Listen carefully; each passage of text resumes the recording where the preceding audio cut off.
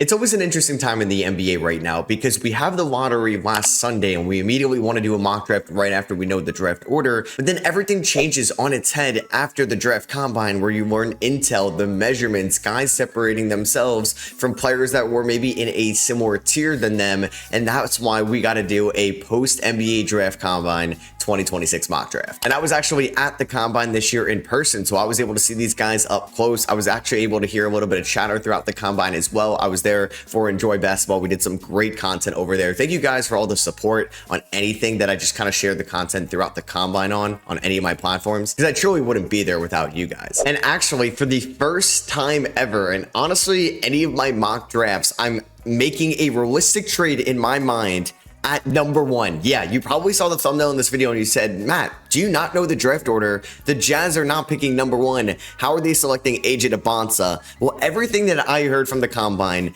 is that the Utah Jazz want to get their guy. It's the worst kept secret right now. They want AJ Debonsa. He went to high school at Utah Prep. He went to BYU down the road from Utah, a school's NIL budget that is funded from Ryan Smith, the owner of the Jazz, and Danny Ainge, the main decision maker in Utah. So basically it comes down to what would the package look like in return. We're not going to like throw everything in here, but we can talk about it, where Utah traded away a decent amount of its draft capital in the Jaren Jackson Jr. trade, that Lakers pick, that Suns pick, that swap next year between them, Minnesota, and Cleveland. So they have another one of those down the line. They still also own all their first round picks as well, so they can include that outside of the 2027 draft in this trade. The one name that keeps coming up is Ace Bailey, and I'd love to know your thoughts and opinions on this idea down below. Is it worth it where it's number 2 Ace Bailey and maybe a swap or maybe a first down the line to swap 2 versus 1? Because also it seems like there's an indication that Washington is open to moving the number 1 overall pick. They probably don't want to move down outside the top 3, maybe the top 4. That's where they still want to be,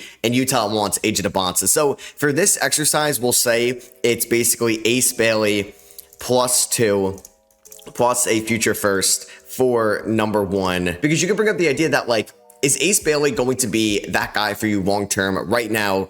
Even if you add Derek Peterson, let's say, or Cam Boozer, plus you already have Larry Markkinen making $50 million a year, plus you have Jaren Jackson Jr. making $50 million a year at the 4. Do you think Ace Bailey could be your 2? I know we had a really good end of the season, but you do have to take that month of March with a grain of salt. Will Ace Bailey ever have more value than he does right now? I don't know. There's just a lot of question marks there, where you could say, would you rather have Ace Bailey and Darren Peterson versus AJ Debonsa, right? Like, that could be a debate if you really like AJ, but Utah also just really likes AJ at the end of the day. I think Washington would be intrigued about this because Will Dawkins and Michael Winger, like, they like these lanky, bigger wings. Will Riley, Keyshawn George, Bilal Coulibaly, and that could be Ace Bailey. Now, that could also just be AJ Debonsa, but I want to have some fun here today. And yeah, like I said, for the first time ever, really doing a realistic mock draft where it's not some hypothetical or what if, we are making a trade here at the top, and we are sending Utah to number 1 to select AJ Debonsa. They get the kid that they basically wanted over the last few years. They get somebody that tested out extremely well at the combine as well. He had the highest max vertical jump out of any of these top tier prospects. He measured in at about 6'9", 6'10"-ish, that he will be in with shoes. He's a freak athlete, and they're going to get their guy with the number 1 overall pick. So that means number 2, we have Darren Peterson, most likely going to the Washington Wizards. Now, this team has Anthony Davis. They have Trae Young.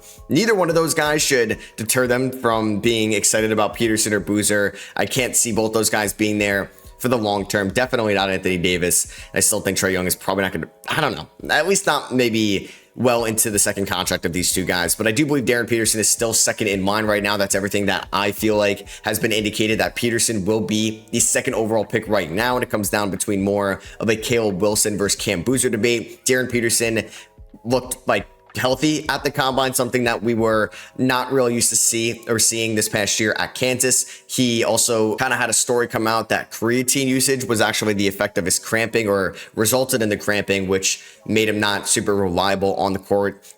Just in terms of playing at all, or even when he was out there not being at 100%. He looked 100%, I would say, at the combine. People liked his questions throughout the presser, and I was there in the media scrum room.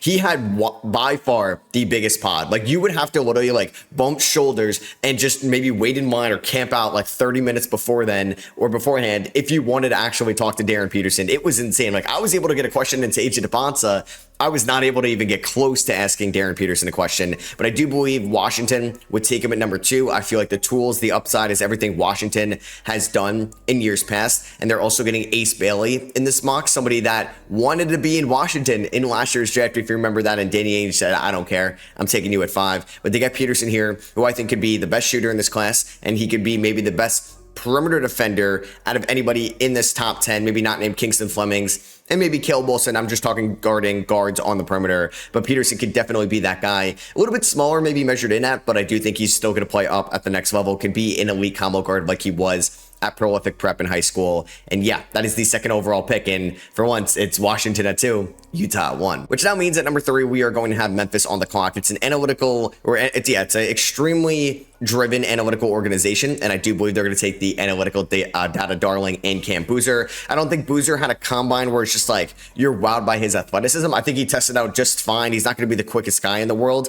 but he is super strong. He moves well for somebody at 6'9", and he does have a good standing reach. He's not going to have like a crazy max vertical jump. We know that he's not going to posterize you in transition like AJ DeBonsa, Darren Peterson, or Caleb Wilson can, but he's going to be just such a sound basketball player. He's going to make great reads. His form look great. He's going to be a good corner 3-point shooter.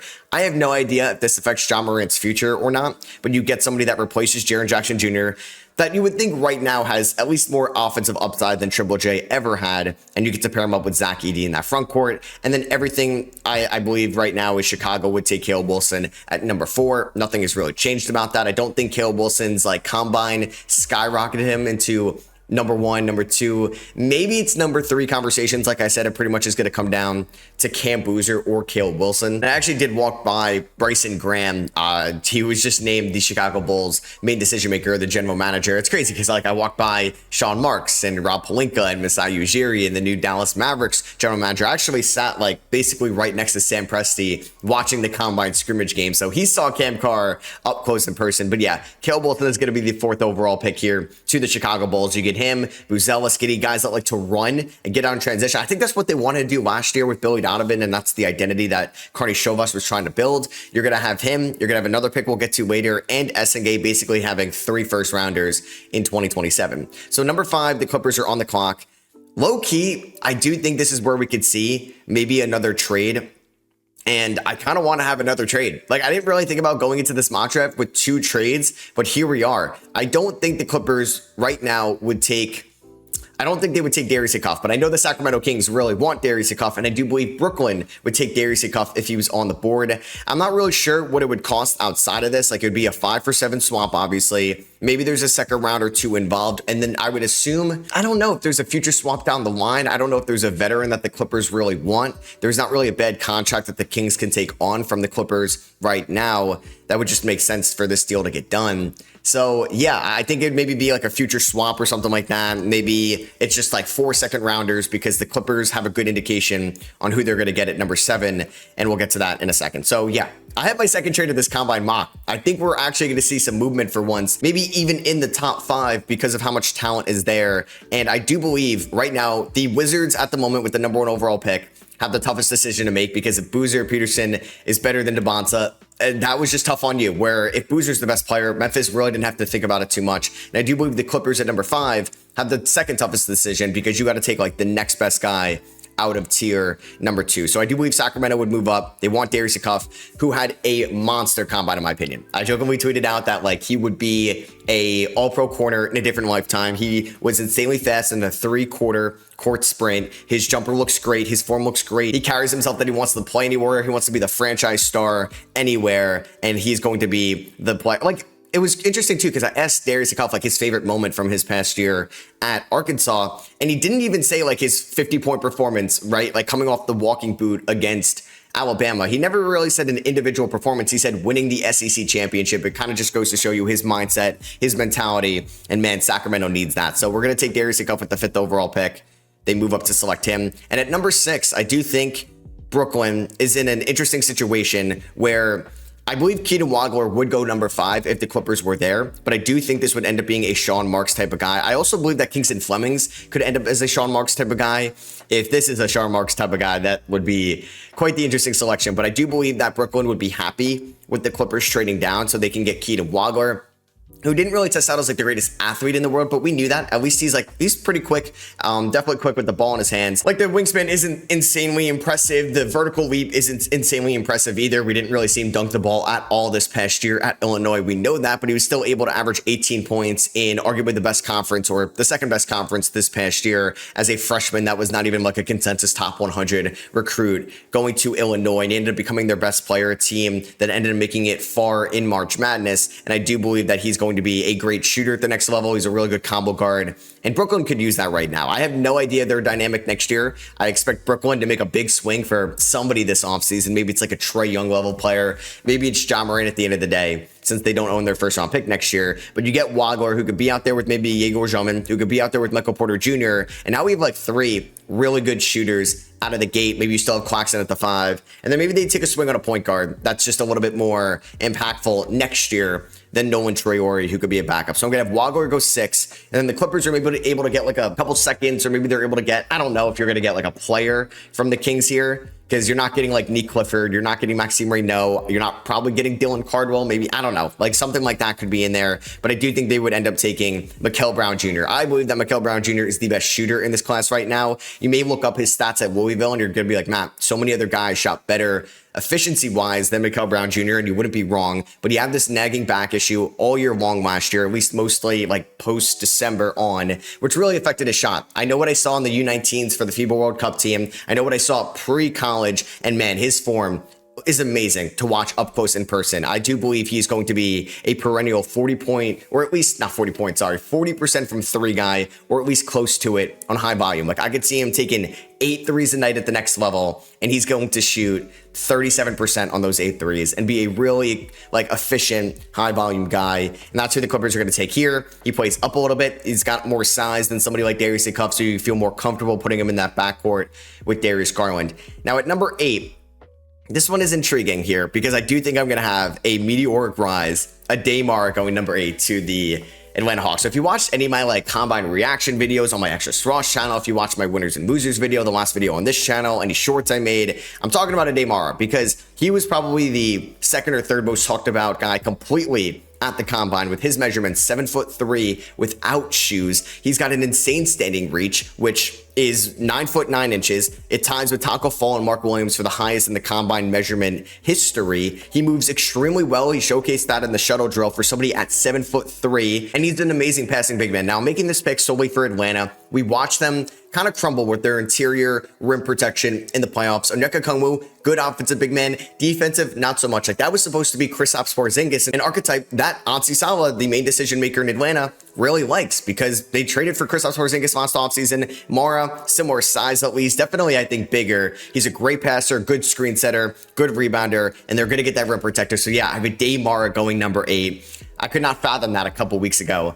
So yeah, number 9, we have the Dallas Mavericks. I do believe that they're going to be happy with the fall here of Kingston Flemings. I just think they're going to go best player available. And this is going to feel like that early top 10 steal where Flemings could probably go as high as number 5 to the Los Angeles Clippers right now. Flemings didn't really have like the best wingspan in the world. It's not the end of the world either because like Jalen Brunson didn't have a good wingspan. I don't think like Tyler Hero or somebody like that didn't have like a good wingspan. I remember reading Flemings shot the ball extremely well at the combine. He shot the ball extremely well at Houston. It wasn't on the highest volume in the world from 3, but it was there. He's a great ball handler. He's really good at hitting difficult shots on that pull-up mid-range elbow jumper. And I do think this is just like, yeah, we're not going to overthink this one. He could play next to Kyrie in the backcourt, and then maybe one day he replaces Kyrie Irving, where Flemings is going to go there to the Dallas Mavericks. So we're on the clock here, number 10 in Milwaukee. I mean, for them here, I think you got to go with Braden Burries. That's what I would do. But everything I'm like seeing, it's going to be Nate Ament, which this, I'm going to preface, I would not do this. I would take Braden Burries. I would take LeBaron Philon. Hey, if you're going to have Giannis on your team still, I'm taking Yaxel Lenenborg. I would even rather take a chance on Jaden Quaidance over Nate Ament right now. But I do believe the Bucks are going to take Nate Ament at number 10. This is more of like a John Horst prediction on what he would do, and he's going to take the tools the upside guy. He did it with AJ Johnson. He did it with Bojan Markovic recently. He did it with Marjan Beauchamp, and I think they're going to see Nate Ament, who wasn't very efficient last year, but got to the free throw line a ton. He's still kind of growing. He hit an insane growth spurt leaving high school, going to college, where he thought he was going to be a guard, and now he's like almost 7 feet tall, and they're not going to maybe think of him as the next Giannis, but maybe they think it's a similar archetype that if he could just change his mindset, his mentality a little bit and want to draw more contact and maybe throw it down on people a little bit more, I feel like they think they're getting an absolute steal here at number 10, and they're going to value this position a ton. Like I said, I would take probably 3, 4, maybe 5 other guys over Native Men at this spot with Milwaukee. I just think it's what they're going to do. So we're at number 11. I think Golden State is going to be very happy with who's on the board, and they're going to end up taking Braden Burries. I think Braden Burries could go a lot higher. He also tested pretty well at the combine. His vertical leap was insanely impressive for somebody his size. I think it's not really that surprising watching him this past year at Arizona because he's a good athlete. He is great in transition. He moves extremely well without the ball in his hands, and I think that's exactly what you want playing in the Steve Kerr offense around Steph Curry, around Draymond Green. For now, he's kind of like the Derek White comp, right? Like we've said that a ton so far. He's not like a jack of all trades, master of none, but it feels like he does a little bit of everything. It's kind of like Tyrese Halliburton-esque, but definitely not as good of a passer coming out of Iowa State, but he could shoot the 3 ball. He can play in transition, finish around the rim, play on-ball defense. He can rebound. He can score. Like I said, now he's not like a true point guard. He doesn't have like the court vision like a Halliburton, but I do think it's a similar, or there's definitely similarities in Braden Burries, who's definitely older. He's not 19 even. He's going to be in his 20s as a rookie in the league. So at 12 OKCs on the board,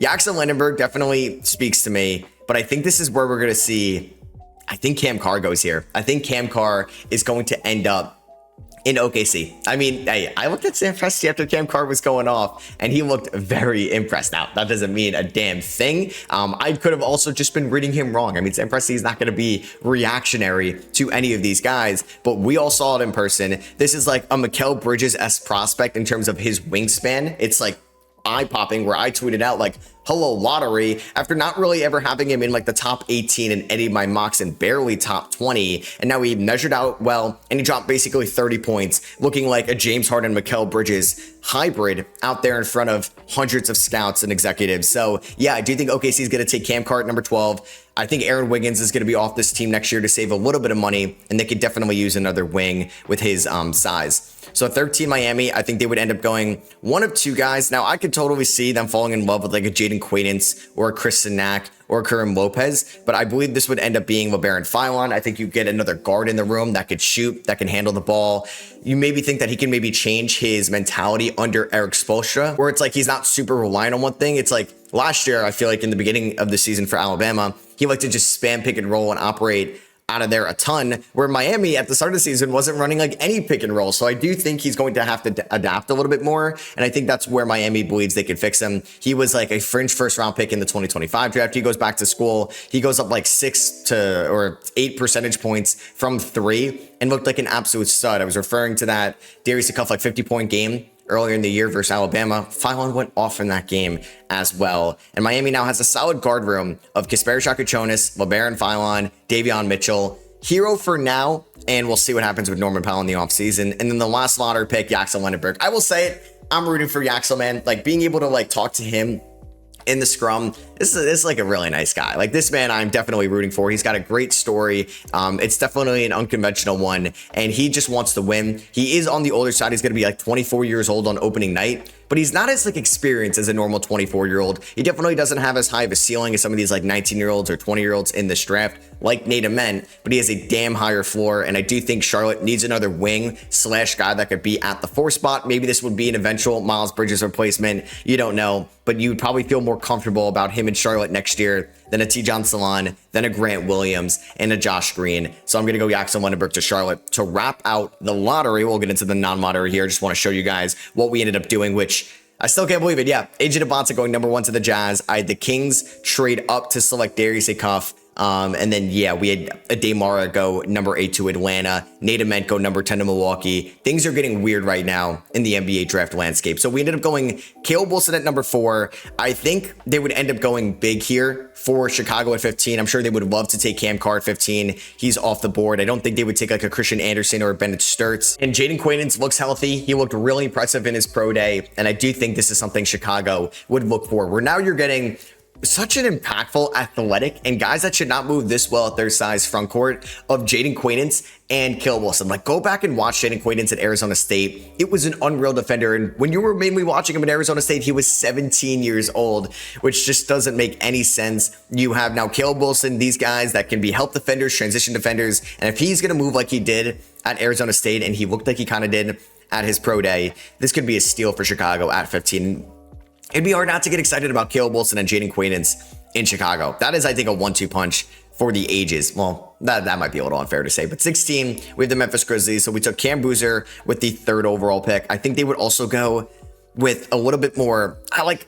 There's one guy that I like here that I think could be a fringe lottery guy, but it might be a little bit too redundant with Cam Boozer. I don't think they would go Hans Steinbach. I think, well, with the, I haven't really talked about it on this channel. It's the SROS channel. Like, when I walked into the combine on day 1 on Tuesday, like, you get the Shams notification that Brandon Clark died, which is just horrible. And I don't think, at least since I've been alive in the NBA, that somebody has passed away while actively playing and being as big of a rotational guy as he was for Memphis. And it was just horrible.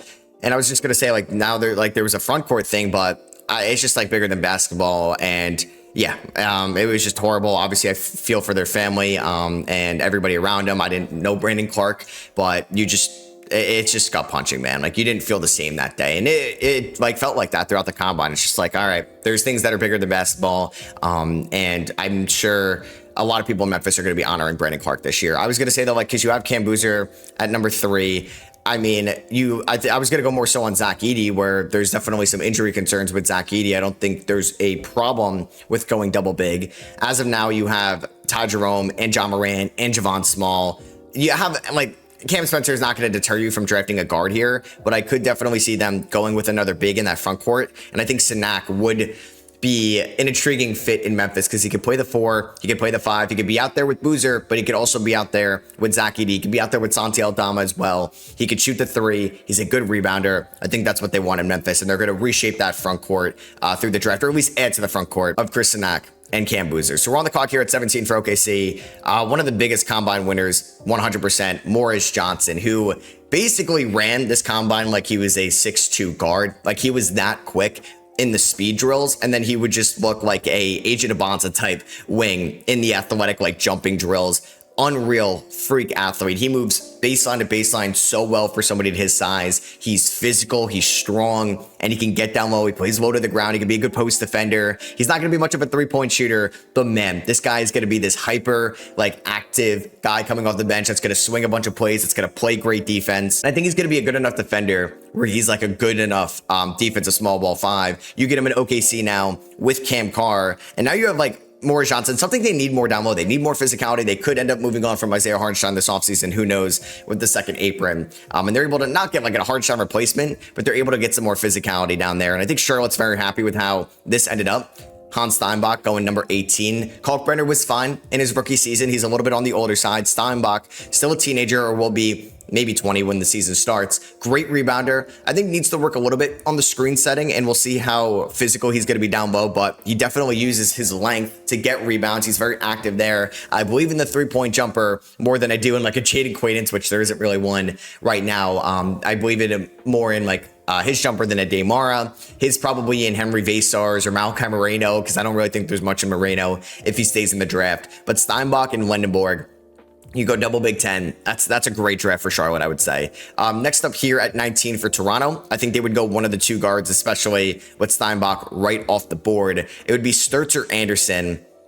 It's tough too because they're both great shooters. They're both not really good defenders. Sturtz is definitely bigger. Anderson measured out pretty smaller at the combine. I mean, Sturtz wasn't like crazy big and also doesn't have much of a wingspan, but I do think he plays up more than Anderson, even though they are like similar in size. This one is tough. I think they might actually go with Christian Anderson. I think they're just going to like him being a little bit younger, more tools, just as good, if not a better 3-point shooter, and could be just a better athlete at the next level. I think they're very similar, though, in terms of their defense. So at number 20 here, San Antonio, I think they would have loved the idea of Morris Johnson here, but with him off the board, they're going to end up going, I was going to say Koa Pete, but I don't, like, they're going to have Carter Bryant play a lot more next year, where I think this could end up being Karim Lopez out of the New Zealand Breakers. And I think he can go higher than this. He can definitely go at the end of the lottery. It wouldn't shock me if like OKC took him at 12. I think 10 to Milwaukee would be a little rich. Definitely not 11 to Golden State, at least right now. Like, yeah, I would say 12 to OKC, 13 to Miami, even 14 to Charlotte. I thought about it with Yaxel, and I ended up going with the Lindenborg. But I do think Lopez is not going to replace Harrison Barnes, but you're looking for these guys long-term to maybe be a replacement. And he's going to be, I think, a better shooter at the next level than Carter Bryant. But Bryant definitely is a better defender. 21, Detroit is on the board. I mean, I'm sure they would have loved Cam Carr or Christian Anderson. Both are off the board right now. I mean, you're not really getting, like, the next best, like, shot creator is probably Malik Thomas, although I don't really like that a ton for them. They have Dennis Jenkins playing at a great level. I don't know if they're going to add a center here. I don't really like the idea of Koa Peaches as another non-shooter. So I'm just going to go Bennett Sturts. I think they can use another guard. Like, God forbid Cade Cunningham gets hurt or Dennis Jenkins. You can have Sturts play a, like, starting point guard in a pinch, but more so a backup point guard. He could play great minutes out of the gate because this man also played like every single minute of every game. He played like, maybe I think it was the most minutes out of anybody in the country. He played every minute or every meaningful minute of Iowa's March Madness run. And he's somebody that's going to have great court vision. He moves well without the ball in his hands. He can run in transition, good three-point shooter. And I think Detroit's got to start to run a little bit more off some defensive rebounds. Philadelphia at 22. I think this would be, you take the upside play in Koa Pete. I think Sinak would have been the pick if he was on the board here. Definitely Morris Johnson. Pete is a tantalizing prospect, you could say. He can't really shoot outside that elbow jumper. He didn't really test all that well at the combine for guys that are at his size and his weight. He gets a lot of comps to Paolo Banchero, but is nowhere near the shooter of Paolo Banchero or the finisher. He's an elite defensive end in another lifetime. I thought there was a chance he's going to go back to school. I don't think that ends up being the case. I think Daryl Morey would have went Alan Graves here, but I do believe that whatever their new regime, unless it's maybe an extremely analytical driven guy, which I don't know if it's going to be Bob Myers or somebody else, I think that they're going to end up going Koa Pete. So we're on the clock here at 23 with Atlanta. They ended up going earlier in this draft to Dave Mara with the 8th overall pick. I think this is where they could try to take a point guard. I mean, Sergio Delaria has been killing it for overseas Valencia this season, playing in the ACB League, the Euro League. This would be an intriguing play for Ansi Sala, that's for sure. I don't think Jaden Bradley worked his way into round 1, or definitely not like Jacoby Gillespie. I think Abuka Corrier could end up being this pick for them. I don't think that they need I know they preach defense, but I think they would also like to have a CJ McCollum, like, limitless range shooter. And that's definitely Abuka Corrier from Stanford. I feel like he would go a couple picks later to like that Boston range, Minnesota maybe. This could have been the play for Detroit. He's staying in the draft, which makes me think he's a for sure first round pick. So we end up with Abuka and a Dame Barra in this class. The Knicks are on the board at 24. I think for them, they would end up going like a movement shooter like Isaiah Evans. I would go to him. I would go to Alan Graves. I think would end up being the play. I wonder if like Floyd Badunga would be in this draft, because I could see the Knicks snagging another center just because Mitchell Robinson's a free agent. I think Isaiah Evans for the three-point shooting, but I also think they need some defense on the perimeter off the bench, and that would be Dalen Swain. Like, Clarkson held his own defensively this year. I don't think Kevin McCullough's in their long-term plans. Definitely not Pacomi Dadier. I mean, Muhammad Diawara is still a raw player. So you take Dalen Swain. He's all the way in on the draft. He played all right in the combine scrimmage. It wasn't really anything special, but he's going to be a good defender, in my opinion, at the next level. 25, the Lakers are on the board. Not really the greatest centers right now. Like, this could end up being Malachi Moreno, if we're being honest. I don't even know if he's in this database. He's still debating going back to Kentucky. I would take Moreno over Vasar. I would probably take Floyd Badunga here, maybe over both them. He is not 6'10". I think he was 6'7.5" without shoes, which is definitely a little bit smaller than what you would want to see from your typical 5 spot. So this could be Alan Graves for me. This could end up just being like an Isaiah Evans movement shooter. They could probably use another one off the bench. You're probably not getting like a high usage big this late. Like, Krivas is going back to school. Same thing with Condon. Zuby had a good combine, but I just don't think that's the guy they're looking for. I think they'll go with the size for Vasar. I mean, he's a lob threat. I think it would be him or Malachi Moreno, but Vasar definitely has more potential to space the floor. So we're on the clock here at 26 with Denver. I think they could look for some three-point shooting off the bench. Tim Hardaway Jr. is a free agent. What's like Bruce Brown's future on this team as well. I'm going to have them go Isaiah Evans. Not like the greatest athlete, did not test out well athletically. So if he doesn't really hit his threes, I'm not really too excited about him defensively. And I know Denver needs defense, but I do think like this guy you can run a bunch of different actions for, kind of replicate Cam Johnson a little bit for Isaiah Evans coming off the bench. 27, Boston is on the board. I think Malik Thomas, but I don't know if that would be like a Missoula guy. I do believe they would go They could definitely use a point guard. I don't think they would end up taking like Billy Richmond. They could be the Luigi Swigo team out of Mega Basket. Baba Miller was a big draft combine riser. We're going to talk a lot more about these prospects when I do a second round mock draft. That's for sure. I love Dylan Mitchell's combine as well. So he's not in the database, so I have to write his name in, but I'm going to have Alan Graves here. If Alan Graves ends up going in this draft, I do believe he probably has mostly a promise that he's going to be a round one guy, because I'm sure he would get a hefty NIL transfer portal bag from LSU or Kentucky. But he's a 4 that has some good size, that can space the floor as well. And I think he just plays up more than like a Jordan Walsh, or at least he's a bigger guy than Jordan Walsh, Baylor Shireman, maybe Hugo right now, but maybe not long term. But I do think that could be a nice pick for them. 28, we have Minnesota. I think they would look for some shot creation. I think this could end up being Malik Thomas out of Arkansas. I think you get him in a locker room with like Anthony Edwards, and as of now, Randall Gobert, some leaders, some veterans. Mike Conley, I think, could do wonders for Malik Thomas's development. And you just hope he's like Jordan Clarkson-esque here, and maybe a little bit more impactful out of the gate than Terrence Shannon Jr., who showed up for them in the playoffs, but maybe more so a regular season guy. Mullins, Houck, they're going back to school. I believe Yesufu is still in the draft as of now. On the clock here, Cleveland at 29. I think they could use some more size, and I think Joshua Jefferson is going to be a first-round pick out of Iowa State. He's really the jack of all trades, master of none. I talked to him, his favorite hobby outside of basketball, cooking. And hey, I feel like maybe cook on the, I'm gonna shut up, but yeah, I'm gonna have Joshua Jefferson go 29 there. And then Dallas at 30, they had Kingston Flemings at number 9. There's so many different guys that can go in round number 1. I think Terrace Reed had a nice combine. Milan Momcilovic, if he's staying in the draft, could definitely go in this range. I don't mind Zuby Ejiofor. Baba Miller, if you're really going straight upside, you know what? Let's have the biggest, I think, riser here into the first round. Baba Miller, 6'11" as like a wing, moves really well. He looked great at the combine, could be a good defender. And I don't know if he would ever be a small ball 5, but he's like almost 7 feet tall. But either way, I think he gives you more size in the front court. And I think they could definitely use it with all the injuries that kind of happen year in and year out. And we went guard at number 9. So that is my post-combine round 1 mock draft, where a lot of intel, a lot of reactions from the combine are affected here, with obviously AJ at number 1 to Utah. We had Darius Akuff going up to Sacramento at 5. I think Mikal Brown, there's that photo with him and Steve Ballmer. He goes number 7 to the Clippers. Ade Mara rising up to Atlanta. Nate Ament stamped to Milwaukee at number 10. Cam Carr into the lottery now. Jaden Quaidon's going fringe lottery. Morris Johnson, like 100% top 20. Alan Graves to the Boston Celtics. Ibuka Corey there. And then I would say like Baba Miller getting into the first round. So a lot of combine takeaways. If you had any, I would love to know what you guys think down below in the comments. Do you agree with what I made for your favorite team? Do you disagree? Let me know. Like I said in the beginning of the video, like, thank you guys so much for the support on all the draft content. I would not be at the draft combine in person if it wasn't for you guys. So from the bottom of my heart, like, thank you guys. It really does mean the world. I hope you guys have a great weekend. And yeah, I'm just so excited that draft season is here. So much draft content will be on the channel, so make sure you're subscribed. Catch you on the next one. Peace.